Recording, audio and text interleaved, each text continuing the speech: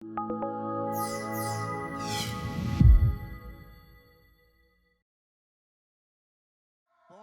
vous allez bien? Oui, est-ce que vous m'entendez? Non, on ne t'entend pas.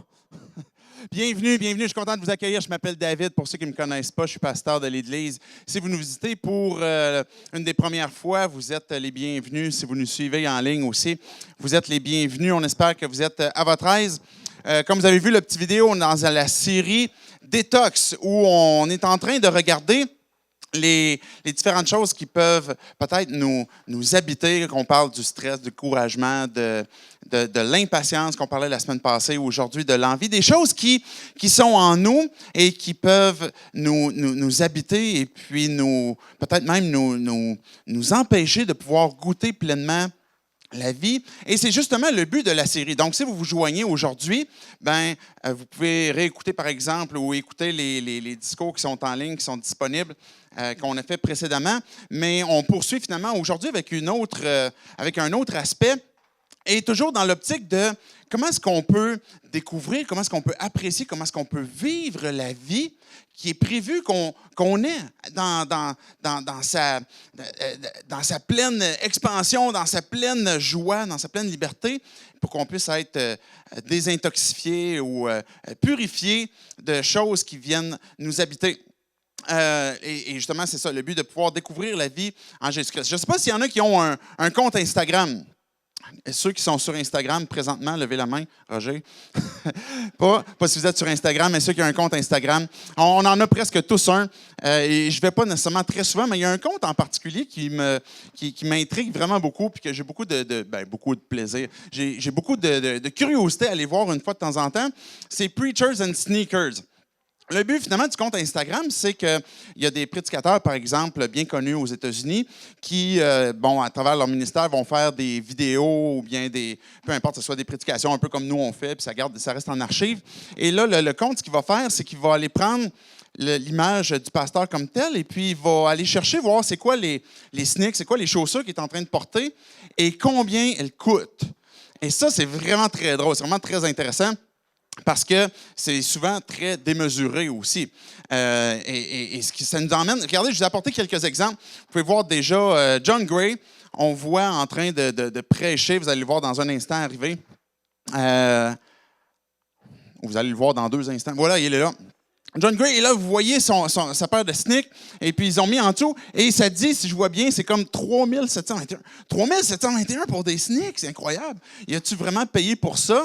Hein, on ne sait pas si vraiment il a payé. Des fois, souvent, dans ce contexte-là, des fois, c'est du linge qui est prêté, ou des fois, c'est au moment où le soulier est sorti, peut-être avait une grande valeur. C'est peut-être pas nécessairement le prix qu'il a payé. Mais c'est drôle. Je vous apporte un autre exemple.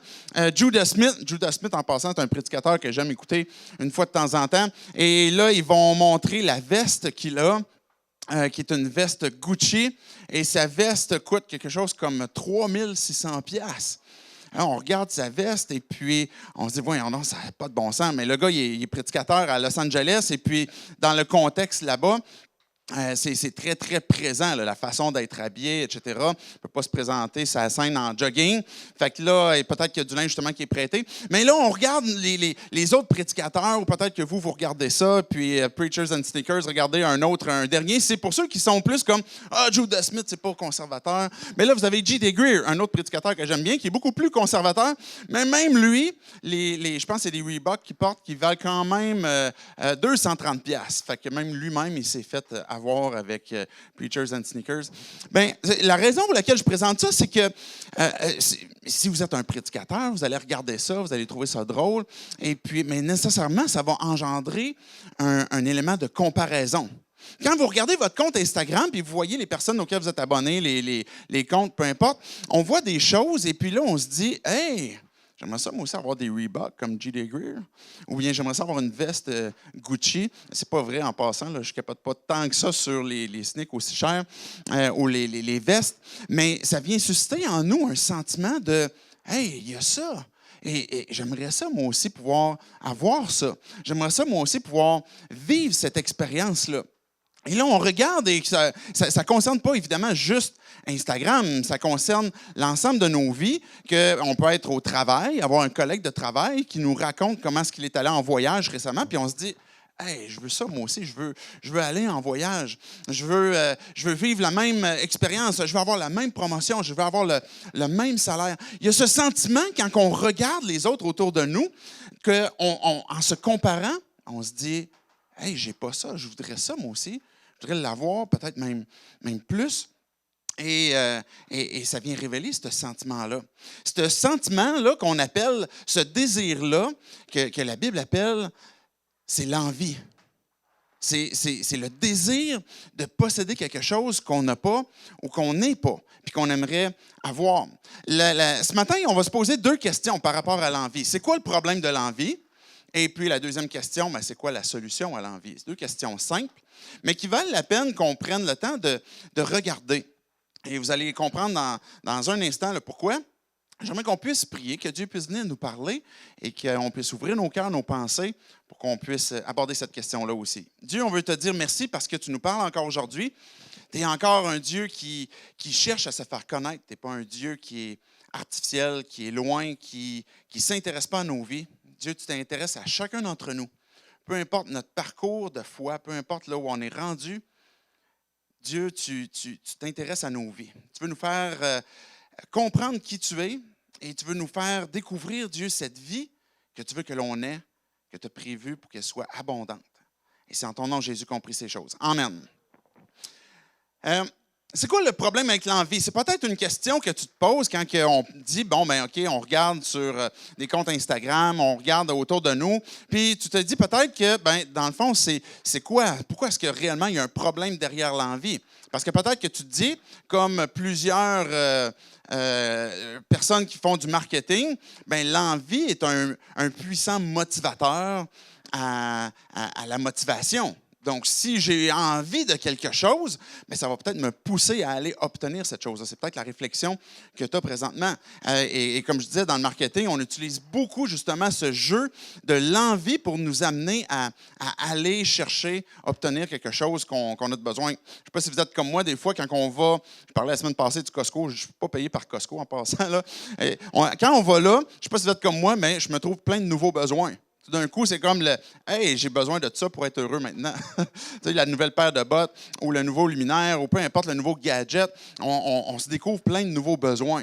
Fait qu'on est tous alimentés par ce type de désir-là. Fait que peut-être que tu te poses la question, mais est-ce que c'est réellement mauvais? Parce qu'on entend aussi souvent l'expression « Mais c'est quoi le problème si je fais juste regarder le menu? » Sans avoir commandé. Quand on parle, par exemple, de convoiter, de désirer, par exemple, un autre chum, un autre gars ou une autre fille, ben, on a l'expression, ben, je fais juste regarder le menu, je ne consomme pas. Donc, peut-être que pour toi, tu te dis, ben, il n'y en a pas réellement de problème avec l'envie.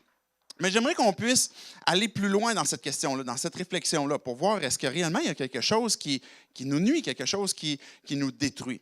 Une chose qui est importante à dire, c'est que les sens que l'on a reçus, que ce soit, par exemple, la vue, l'odorat, le goûter, le toucher.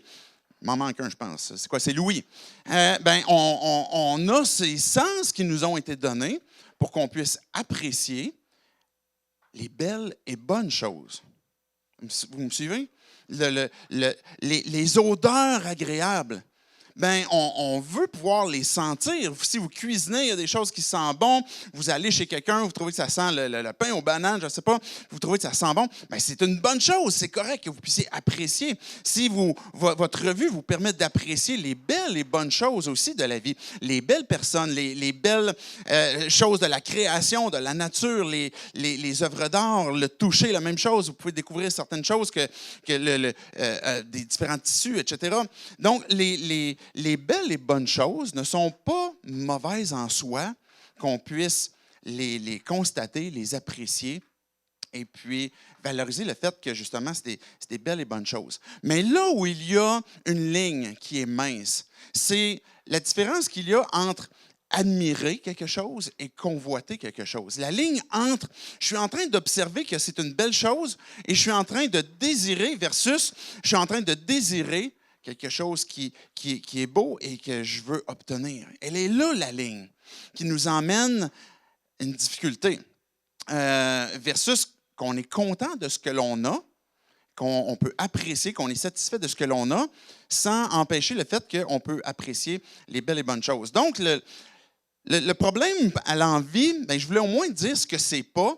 C'est pas parce qu'on découvre, qu'on apprécie des belles choses, qu'on est en train de vivre l'envie. Mais la Bible va dire, par exemple, je vous apporte un premier verset qui est de Proverbe 14, verset 30. Un de ces proverbes va dire, et plusieurs vont en parler de l'envie, « Un cœur paisible est la vie du corps, tandis que l'envie est la carie des os. » C'est intéressant qu'on va mettre, dans le fond, Dieu va mettre en opposition deux choses. Le cœur paisible versus le cœur envieux. L'envie, le contraire, selon ce proverbe-là, c'est un cœur qui est paisible, qui n'est pas agité dans une attitude de « je veux obtenir, je veux avoir, je veux moi aussi, je suis insatisfait », mais qui est calme, qui est dans le repos, qui est paisible. Bien, ce proverbe-là va dire que finalement, la vie, c'est la vie du corps.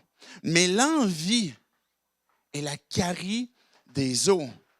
Le pire dans cette situation-là, la personne la pire qui subit les conséquences de l'envie, c'est nous-mêmes.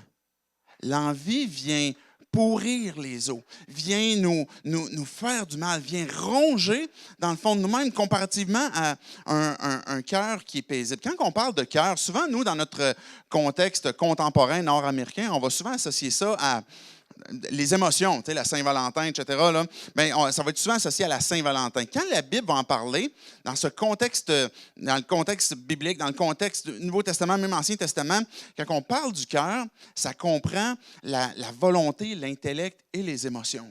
Ça comprend vraiment comme le noyau profond de qui nous sommes, notre âme, un cœur, une personne, dans notre personnalité, dans notre plus profond de ce qu'on est. Un cœur paisible, mais c'est la vie pour le corps, comparativement à l'envie qui devient finalement une carie, une pourriture pour nos os. La définition comme telle de l'envie, c'est de chercher à poursuivre une volonté d'être ou d'avoir, de chercher à se positionner en comparant avec les autres. Un auteur a écrit un livre qui s'appelle « Les péchés respectables ». Pour, dans le fond, décrire comment est-ce que même dans les églises aujourd'hui, il va y avoir de ces péchés qui sont respectables. Et l'envie en fait partie. C'est souvent un mal qu'on va tolérer puis qu'on ne va pas dénoncer. On va dénoncer haut et fort, à notre perception, les gros péchés sexuels, les gros péchés de divorce, les gros péchés de te tuer quelqu'un. Bien, c'est effectivement quand même un gros péché, là. mais l'envie, l'impatience, on parlait la semaine passée, mais ils sont des maux, sont un mal qui nous détruisent, qui font du mal.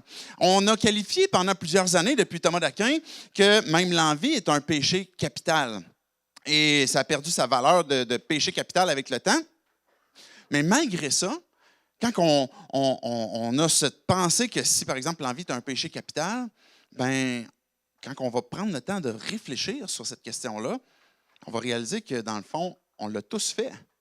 On est tous coupables de ce péché capital de l'envie. Puis non seulement qu'on l'a tous fait à un moment donné dans notre vie, je suis convaincu qu'on le fait tous quotidiennement, qu'on est tous confrontés au désir d'avoir ce que les autres ont. Un synonyme qu'on trouve, par exemple, dans la Bible, on va parler de convoitise. Cette idée de désirer quelque chose, comme Jésus parlait, par exemple, de si tu, dans tes pensées, tu as même désiré coucher, par exemple, avec une autre femme, c'est comme si tu l'as fait.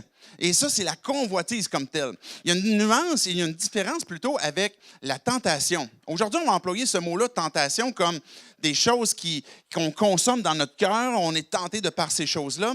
Mais la définition propre de la tentation, c'est quelque chose auquel on est exposé et puis qu'on a un choix à prendre. Quand on a fait le choix de consommer, par exemple, le mal qui nous est proposé, bien déjà dans nos pensées, et s'est amorcée la convoitise. Donc, le péché, la tentation n'est pas mal en soi. Jésus a été tenté en toutes choses comme nous. Et il n'a pas péché. La différence, c'est que notre tentation conduit à la convoitise, à vouloir désirer dans nos pensées. Et pour Dieu, c'est une chose qui est grave, qui est quelque chose qui est grave pour nous aussi, parce qu'elle nous détruit.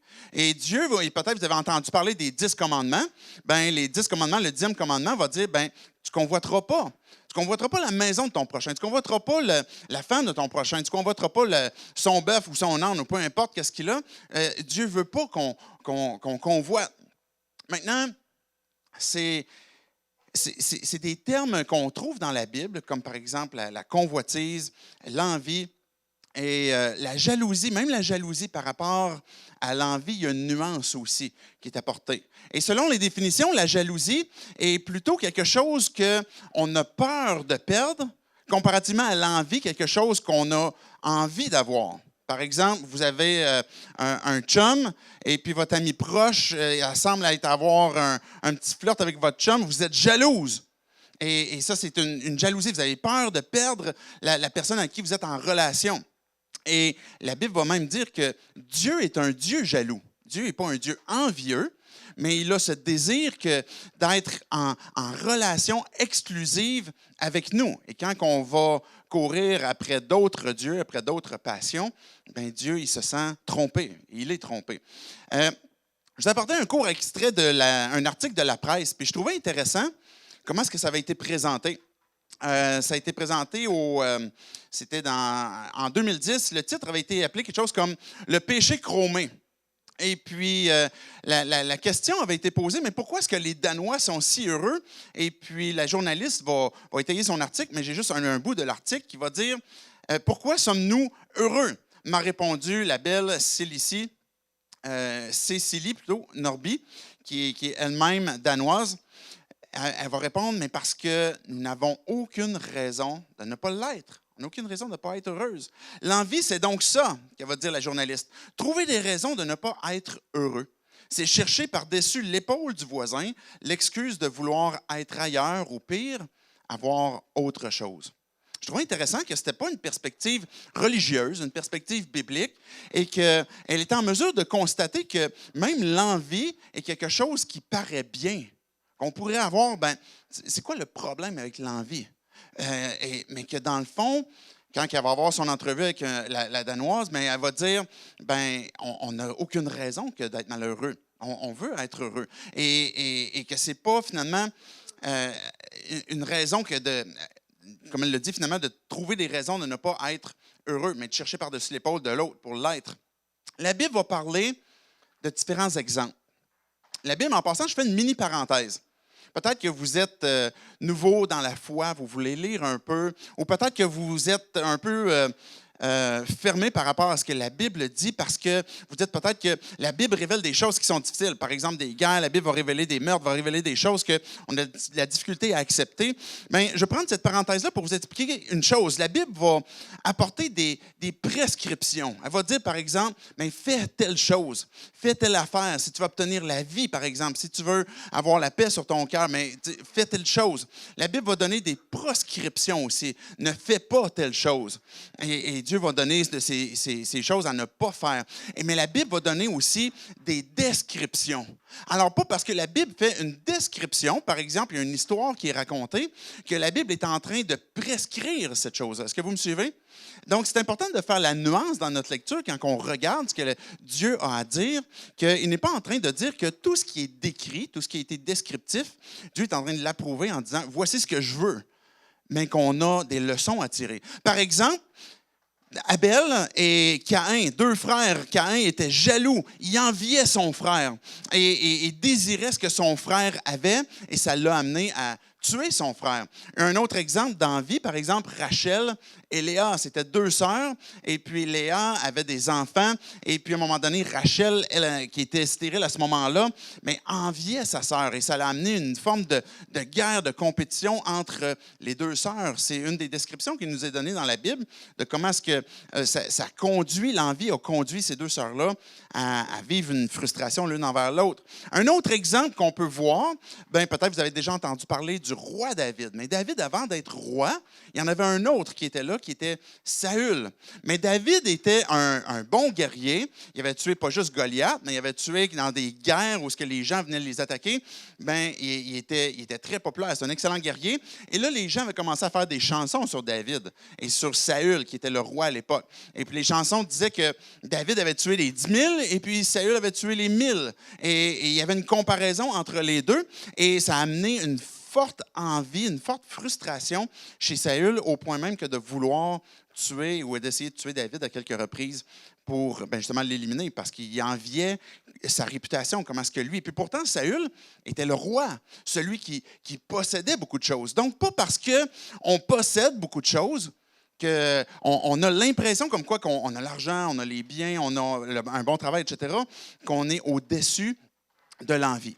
Il y a un autre élément descriptif qui nous est donné dans la Bible, qui est Jésus lui-même et comment est-ce que les pharisiens, des chefs religieux, désiraient ou enviaient ce que Jésus était. La popularité de Jésus, l'autorité de Jésus, sa façon d'enseigner. Et plutôt que de voir en Jésus une occasion que de pouvoir s'humilier, de comprendre qu'est-ce qu'on a à tirer de la personne de Jésus, leur envie les a amenés à crucifier Jésus. Et à un moment donné, Jésus était avec ses disciples, évidemment c'était avant la crucifixion, et était avec ses disciples, et puis là, ils s'apprêtaient à manger, et puis là, ils ont fait quelque chose, Jésus avec ses disciples, où ils n'ont pas fait quelque chose qui, selon les pharisiens, ils auraient dû faire. Ils auraient dû se laver les mains. Se laver les mains, c'est une bonne chose, mais dans le contexte qu'on va voir ce matin, c'est un contexte religieux. Les gens pensaient que si je lave les mains, si je lave la coupe, si je lave ces choses-là, mon âme, mon cœur va être correct. Et puis, Jésus n'a pas contraint ses disciples à laver leurs mains, à laver leur couple, etc., tous les ustensiles. Et Jésus va recevoir cette confrontation de la part des pharisiens que hey, tes disciples, ils ne se lavent pas les mains avant de manger. Et Jésus va leur renvoyer un autre reproche en disant, ce que vous faites de votre côté, c'est que vous annulez le commandement de Dieu au profit de votre tradition. Il va donner l'exemple que Dieu a donné comme commandement « Honore ton père et ta mère ». Puis dans le concret, ce que ça voudrait dire, c'est que si tes parents sont dans la misère financièrement, mais que toi, l'enfant, tu vas en prendre soin, puis tu vas les aider, tu vas les accueillir, tu vas les nourrir, tu vas leur donner l'argent. Mais ce que vous avez fait, ce que Jésus est en train de leur confronter, c'est que vous avez créé une clause pour pouvoir garder votre argent. Puis cette clause-là, c'est que, mais j'ai prévu de donner mon argent en offrande à un moment donné au temple. Et là, vous dites, finalement, je ne suis pas obligé d'honorer mes parents parce que ce que j'ai prévu de donner cet argent-là en offrande, qui finalement, ils ne donnaient jamais en offrande. Et puis, Jésus va les confronter en disant, vous annulez le commandement de Dieu au profit de votre tradition.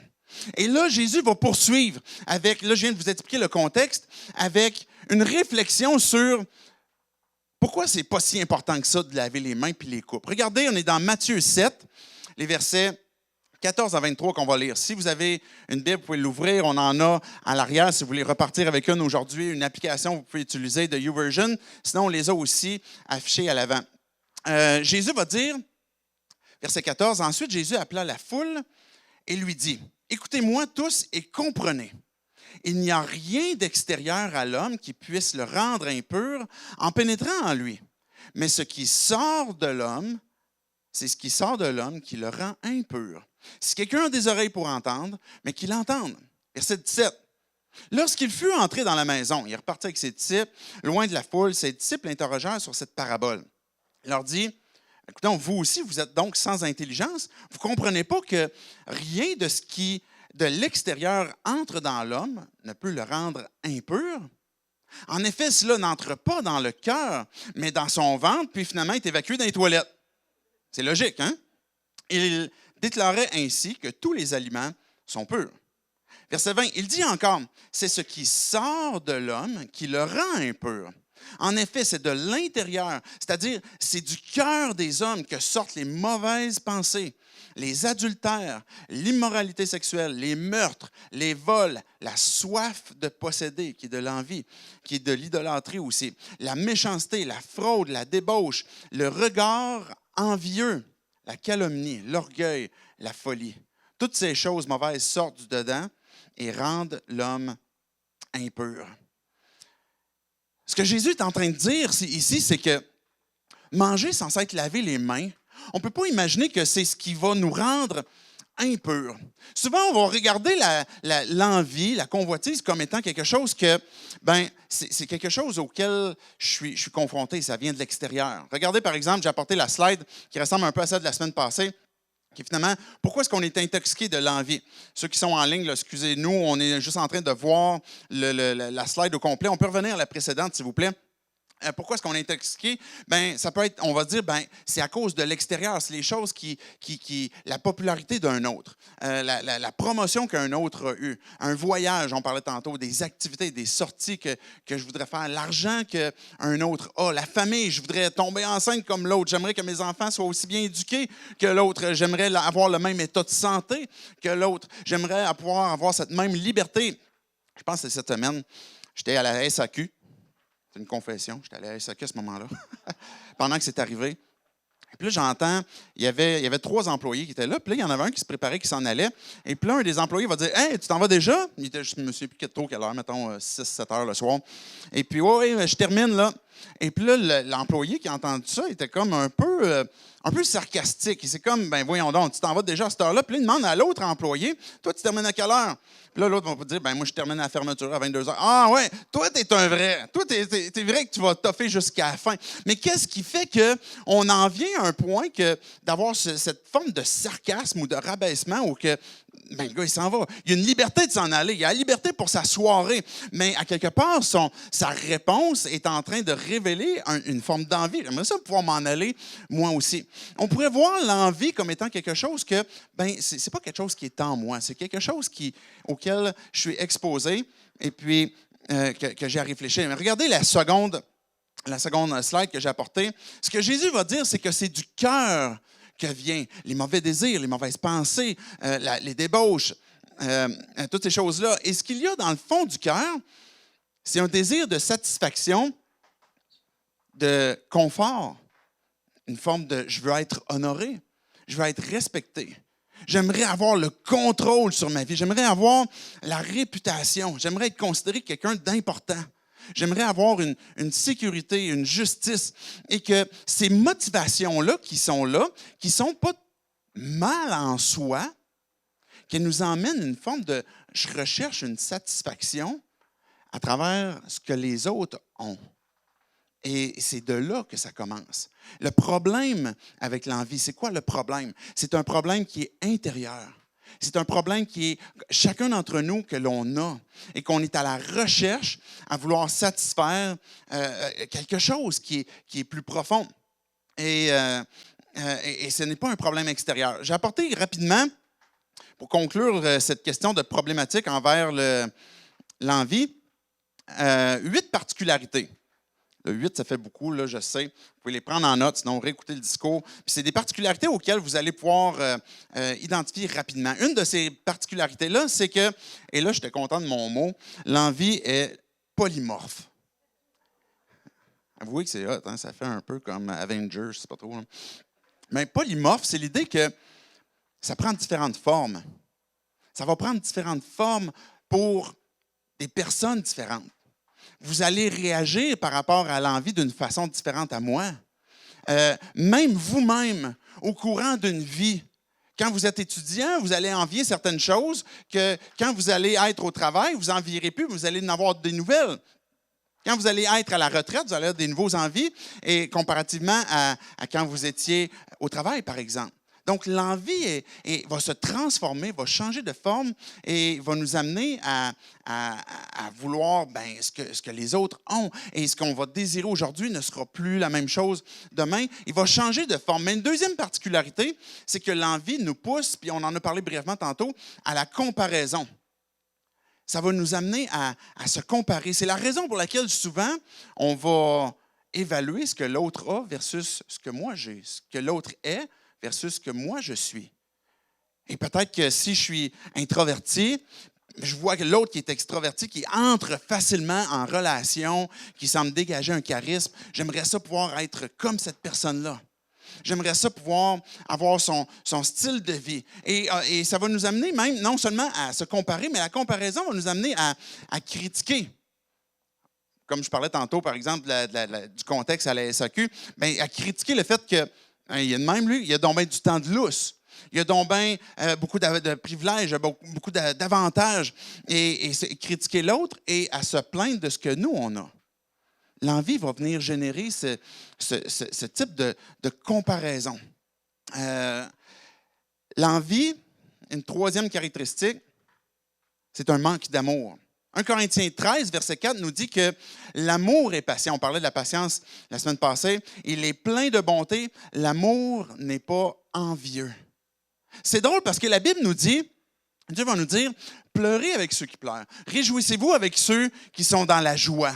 Puis vous savez ce que l'envie nous amène à faire? C'est de pleurer quand l'autre est dans la joie, puis de se réjouir quand l'autre est dans la tristesse.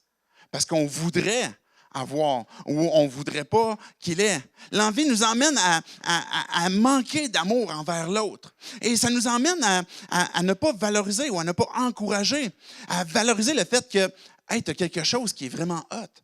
La façon que tu agis, la façon que tu es, ton charisme ou la façon que tu as reçu cet emploi-là, la façon que tu utilises ta vocation.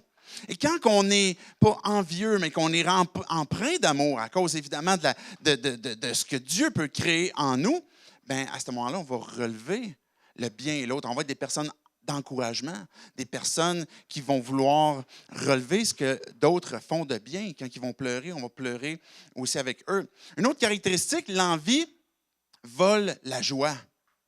Elle vient voler la joie de notre âme. On a parlé tantôt du proverbe que l'envie est la carie des os. Ça vient pourrir finalement le plus profond de notre être parce qu'on est insatisfait. J'ai pas ce que je voudrais avoir et ça m'enlève la joie. L'inverse de l'envie, la Bible pourrait appeler ça, par exemple, le contentement, la satisfaction. D'autres traductions vont employer, parlant de contentement, de satisfaction. Mais quand on est satisfait, je pense que c'est les Rolling Stones qui chantaient, je peux pas obtenir satisfaction, mais de ce que l'on a, de ce qu'on est, de ce que Dieu nous a donné, de ce que j'ai reçu. Pas ce que j'ai pas puis ce que je voudrais avoir, mais ce que j'ai, mais je suis content puis je suis satisfait, je suis heureux. Et là, tout d'un coup, je suis en train d'apprécier. Mais quand on est dans l'envie, ça vient voler notre joie. Ça vient nous enlever quelque chose qu'on voudrait pouvoir avoir, qui est la joie, puis on croit que d'obtenir va nous apporter la joie. Une autre caractéristique, c'est que l'envie est difficile à détecter. Parce que la ligne est mince, comme on disait tantôt, entre apprécier la beauté d'une chose et désirer la chose pour sa beauté. On a de la difficulté à discerner, on a de la difficulté à le détecter. Et j'ai réalisé moi-même, en réfléchissant cette semaine, comment est-ce que j'avais de l'envie dans mon cœur. Il y avait des choses puis que je ne pensais pas être présent. Des choses que je voulais obtenir puis que je pensais que je ne cherchais pas de temps à vouloir l'avoir. Et quand on prend le temps de réfléchir, bien, peut-être d'un premier regard, c'est difficile à détecter, mais à un moment donné, on réalise que hey, j'ai besoin d'une solution. J'ai besoin de savoir quoi faire avec ça. Comment m'en délivrer, comment m'en libérer. Et non seulement c'est difficile à admettre, mais il est difficile à détecter, il est difficile à admettre aussi. Ou souvent, on va le justifier en disant c'est pas si pire que ça. Une autre caractéristique, l'envie cache une aspiration plus profonde. Comme le texte qu'on a lu tantôt de Jésus, Jésus va dire, bien, c'est du cœur que viennent ces mauvais désirs, les mauvaises choses qui sont là. Et quand on envie quelque chose, l'envie est juste une pointe de l'iceberg qui révèle quelque chose de plus profond. Une idole qui est plus profonde, qu'on cherche à satisfaire. Je veux satisfaire une sécurité, satisfaire un confort et je veux le chercher, cette chose-là, cette satisfaction-là, à travers ce que les autres ont. Et finalement, ça vient révéler, ça va cacher quelque chose de plus profond qui peut être une idole. Il y a deux autres dernières caractéristiques. L'envie ne laisse pas de repos. L'envie nous épuise parce qu'on va repasser dans nos têtes, dans nos cœurs, comment est-ce que je vais pouvoir obtenir? Comment je vais pouvoir l'avoir? Pourquoi est-ce que j'y arrive pas? Et on a dans nos pensées ce désir qui vient alimenter des choses qu'on réfléchit à des solutions pour obtenir. Et ça épuise nos âmes. L'Évangile, la bonne nouvelle que Jésus est venu nous apporter, est là pour nous apporter le repos de notre âme. Quand on découvre ce que Jésus a fait pour nous, qu'il est mort pour nous, qu'il nous a donné sa vie, que le Père a donné son Fils, c'était dans le but que nos âmes, nos cœurs puissent retourner vers le berger de nos âmes, qu'on puisse se reposer, mais pas retomber dans une agitation, dans une activité où comment je vais faire pour obtenir. Et c'est difficile de pouvoir le cerner, comme on dit tantôt, de le détecter, surtout si on est dans une société, dans un environnement où la consommation est très, très élevée.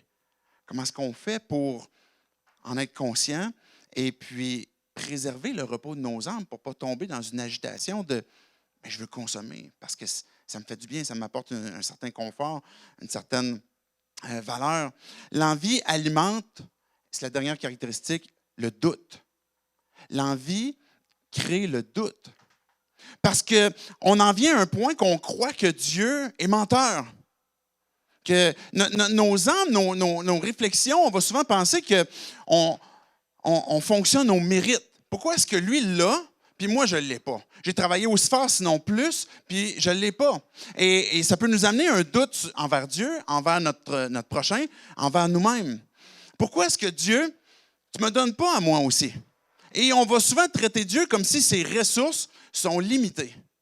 Et que Dieu, pourquoi est-ce qu'on n'irait pas à lui pour demander ce qu'on a de besoin, d'avoir cette discussion-là avec lui, plutôt que d'aspirer ce que notre prochain désire. Donc, ça va alimenter le doute envers Dieu que, Dieu, je ne suis pas sûr que tu prends soin de moi parce que lui, il l'a plus que moi, ou moi, je voudrais telle chose. Et ça peut alimenter justement ce mensonge, ce doute que Dieu ne me donnera pas, ou Dieu me traite selon des ressources qui semblent être limitées parce qu'il ne veut pas me les donner. Quelle est la solution? Quelle est la solution à l'envie? On va se poser 2 questions dans cette conclusion. La première question, quel choix as-tu à faire pour réduire ce qui alimente l'envie? Et quel choix as-tu à faire pour alimenter la satisfaction? Cette première question-là, on a besoin de savoir qu'est-ce que je vais choisir? Sur quoi est-ce que sur quoi je suis exposé et que j'ai peut-être besoin de prendre une décision à ne pas faire exprès d'exposer ma tentation, d'exposer les choses qui viennent alimenter en moi. Peut-être que c'est de faire un peu moins d'Instagram ou de réseaux sociaux. Peut-être que c'est de faire un peu moins de Netflix. Peut-être que c'est d'arrêter de me comparer. Peut-être de faire l'effort de vanter plus les autres. Peut-être de profiter de la vie pleinement avec ce que j'ai reçu. Et ça peut être des choix que l'on peut faire et qui peuvent être une belle et bonne chose pour pas faire exprès, comme on dit en québécois, tenter le diable. Qu'on sait qu'on peut être tenté, ça vient alimenter une envie, puis qu'on vient de comprendre que l'envie conduit à du découragement, à la destruction, mais que maintenant, comment est-ce que je fais pour ne pas m'exposer à ces choses-là? Tantôt, on a dit, quand on a réfléchi sur le problème de l'envie, que ce n'est pas un problème extérieur, mais un problème intérieur. Et ce qu'on vient de mentionner comme des choses qu'on veut moins s'exposer, sont des belles et bonnes choses qui sont certainement à prendre en considération, mais la solution n'est pas extérieure. Vous n'allez pas trouver une solution à « OK, maintenant, je vais vanter toujours les autres autour de moi, je ne serai plus soumis à l'envie ». Ça va être encore une difficulté qui va nous habiter. Parce qu'on a encore cette même réflexion qu'on fonctionne au mérite. Et moi aussi, je mérite la même chose. Je mérite la même auto, je mérite le même salaire, je mérite cette promotion-là, je mérite le même voyage.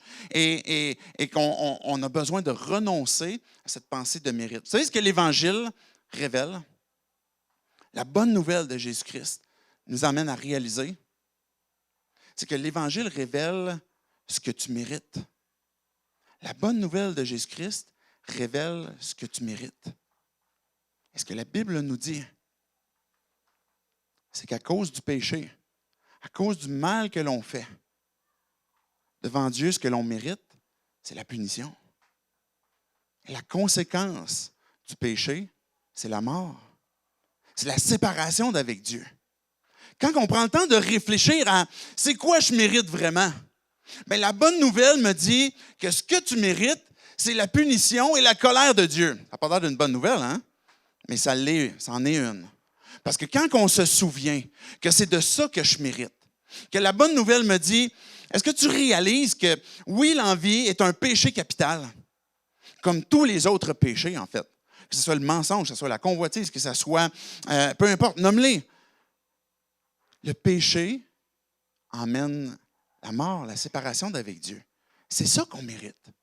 C'est la colère de Dieu qui se révèle contre toute impiété, contre tout mal que chacun d'entre nous, on va générer. Mais l'Évangile, non seulement il révèle ce que tu mérites, mais l'Évangile, la bonne nouvelle de Christ, de Jésus qui est venu nous visiter, pourvoit ce que tu ne mérites pas. Et ce que tu ne mérites pas, c'est que Dieu, le Père, a donné son Fils. Que Jésus, en venant sur terre, Jésus qui est Dieu, qui volontairement est venu sur terre, vivre avec nous, subir les mêmes tentations que nous, apporter la victoire à travers ces tentations-là pour finalement anéantir le péché, anéantir le mal, pour que quand il va à la croix, il va pouvoir dire « Tout est accompli, tout a été payé, tout a été pardonné » pour tous ceux qui veulent placer leur foi en moi, que Jésus va dire. Que ce que je mérite, ce que je ne mérite pas, c'est la vie que Jésus m'a donnée. Jésus est mort, il est ressuscité, et ce que je mérite, ce que je ne méritais pas, c'est que je puisse finalement être réconcilié avec lui. Et quand on repasse l'Évangile dans nos cœurs, dans nos têtes, quand on le découvre, ce qu'on vient de réaliser, ça vient nous donner une arme puissante contre l'envie qui vient détruire nos os, le fond de notre âme, et qui nous rappelle que, dans le fond, ce que je mérite, c'est que j'étais pour l'éternité séparé d'avec Dieu, que la colère de Dieu était sur moi, mais que ce que je ne méritais pas, c'est que Jésus est mort pour moi, pour me donner le pardon de tout le mal que j'ai fait, pour que je puisse avoir le repos, que je puisse avoir la joie, que mon âme puisse retourner vers le berger de mon âme et puis que je puisse pleinement découvrir la vie en Jésus-Christ. Et ça m'emmène à oui, il y a des choses extérieures sur lesquelles peut-être je dois me couper, je ne vais pas faire exprès de m'exposer. Mais j'ai besoin de prêcher à mon âme, à mon propre cœur, que mais c'est quoi je mérite? Et c'est quoi que Dieu m'a donné que je ne mérite pas, qui s'appelle la grâce de Dieu, sa faveur, un don immérité. Et tu ne peux pas travailler, tu ne peux pas œuvrer, tu ne peux pas essayer de gagner ton ciel. C'est uniquement de dire, Dieu, c'est vrai, je t'abandonne ma vie. C'est vrai, l'envie, elle est présente. C'est vrai, Dieu, même comme croyant, de dire, Dieu, je lutte avec l'envie encore. Je lutte avec le manque de satisfaction. Je lutte avec ce désir de vouloir obtenir. Et Dieu, tu me rappelles c'est quoi que je méritais, mais non seulement ça, tu me rappelles comment est-ce que tu as pourvu ce que je ne méritais pas, qui est une vie abondante en toi, Jésus-Christ. Et ça m'emmène à la dernière question, mais quel choix tu fais pour être vraiment et pleinement satisfait? On peut revenir dernièrement pour conclure sur la dernière slide. C'est où tu vas aller chercher ton confort, l'honneur, le respect, le contrôle, la réputation, une sécurité, une justice. C'est où qu'on va le chercher? C'est là que la question se tranche. C'est, est-ce que je vais aller le chercher à travers ce que les autres ont obtenu ou je vais aller le chercher plutôt en Jésus-Christ? Parce que vous avez tout pleinement en Jésus-Christ. Pourquoi est-ce qu'on ne serait pas satisfait en Jésus-Christ? C'est là qu'on va aller chercher notre satisfaction. C'est là qu'on va aller chercher notre joie, le confort qu'on a besoin, la valeur que Dieu nous a donnée. Pourquoi est-ce que j'irais chercher je veux être regardé des hommes? Quand Jésus me regarde et me dit, je t'ai aimé, je t'accepte comme que tu es. Pourquoi est-ce que j'irais chercher une sécurité sur la terre de ce que les biens peuvent me donner quand que Jésus me dit, je te tiens dans ma main. Il n'y a personne qui va te ravir de ma main. Comment est-ce que je irais chercher, peu importe, n'importe quoi sur terre que je ne trouverai pas en Jésus-Christ? Parce que j'ai tout pleinement en Jésus-Christ. J'ai tout pleinement en Jésus-Christ. C'est l'appel que Dieu nous fait ce matin. C'est-à-dire, j'ai besoin de toi, Dieu. J'ai besoin que tu sauves mon âme. J'ai besoin encore que tu transformes mon âme. J'aimerais vous inviter à vous lever. On va avoir une période où on va chanter, on va pouvoir répondre à Dieu. Et puis, je veux conclure par la prière avant de donner place aux musiciens pour qu'on puisse s'adresser à Dieu, recevoir de lui cette satisfaction qu'il veut nous donner. Dieu, on veut te dire merci pour ta parole. Jésus, tu as parlé avec franchise, avec clarté. Qu'est-ce qui nous souille, qu'est-ce qui nous brise, qu'est-ce qui nous détruit vient de notre propre cœur. Dieu, ce matin, on te donne notre cœur. On te redonne nos vies. Ce péché, Dieu, qui nous sépare de toi, qui, oui, est un péché capital, parce que c'est la mort que ça cause. Ultimement, la séparation d'avec toi ou la destruction de notre âme. Dieu, on te confie nos cœurs. On a besoin que tu transformes nos vies, transformes nos pensées. Dieu, si on n'a jamais pris position pour toi, ou on n'a jamais pris cette décision de te suivre, Jésus, je veux que tu sois mon maître, que tu sois mon Seigneur. Je te confie ma vie, le péché que j'ai fait, le mal, le désir, les mauvais désirs que j'ai, je te les abandonne parce que je veux recevoir de toi ce que je ne mérite pas, le pardon, la vie, parce que tu es mort sur la croix. Toi qui es Dieu, tu es mort pour moi et tu es ressuscité pour me rappeler, Dieu, que tu me donnes la victoire. Pour tous ceux d'entre nous, Dieu, qui te connaissons, qui marchons déjà avec toi, rappelle-nous constamment par ton esprit, dans nos cœurs, dans nos âmes, qu'on a tout pleinement en toi, Jésus-Christ. Que tu nous rappelles ces vérités. Donne-nous la sagesse, l'intelligence qui vient de toi pour saisir ces vérités, renoncer à ces mensonges de mérite, de comparaison, et puis de puiser en toi pleinement pour qu'on puisse vivre la vie que tu as prévue pour nous. C'est en ton nom, Jésus, qu'on prie ces choses. Amen.